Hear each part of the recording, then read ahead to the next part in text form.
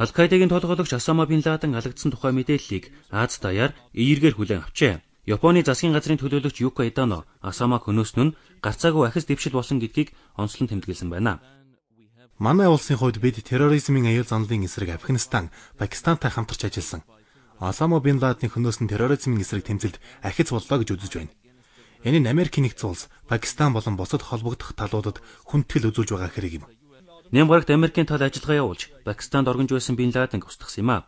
Токио хотын иргэд энэ үйл явдал нь дэлхийн эдийн засаг сэрхэд тустай гэж үзэж байна. Осама алагдсны дараа дэлхий дахин илүү их тайван болвол би баяртай байх болно. Ялангуяа Японы эдийн засаг одоо хүнд байгаа шүү дээ. Харин бин Ладен хөнөөс нь ч түүний өшөөг авч магадгүй гэсэн болгоомжлол байгаа юм а. Энэ талаар Таиландын Бангкок хотын иргэд ярьж байна.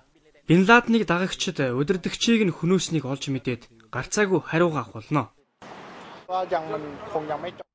Энэ бүхэн ингээд дуусхур болно гэж бодохгүй байна.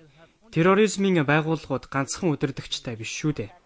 Пакистаны нийслэл Исламабадаас хойд өчигт орших тансаг аршид амьдарч байсан бин Ладныг олж хөнөөснө нь Аль-Каида бүлэглэлийн хувьд хүнд цохилт болсон. Энэ нь бусад террорист бүлгүүдийг айж имээхэд хүргэж магадгүй гэж Бээжин хотын нэгэн иргэн хэлж байна. Миний бодлоор бин Ладныг хөнөөснө нь Америкчуудад нөлөөлөх болно. Гэхдээ өөр хүчин зүйлүүд ч байна. Хэдийгээр түүнийг хөнөөсөн ч гэсэн бусад террорист бүлгүүд байгаа. Гэхдээ ерөнхийдөө үнэхээр сайн алхам болсон. Ахиц дэвшлүүд гарсан. Бин Ладныг устгасан нь үнэхээр сайн талтай. Бусад террорист бүлгүүд ч үүнээс айж имээж болох юм. Бин Ладен хөнөөснө нь Аль-Каида террорист бүлэглэлийн эсрэг том амжилт боллоо гэж дэлхийн улс орны удирдагчид үзэж байгаа ч шинжээчид зэвсэгт бүлэглүүдэд үзүүлсэн бодит нөлөөг нь үнэлж цэгнэхэд хэтэрхий эрт байна гэдгийг хэлж байна.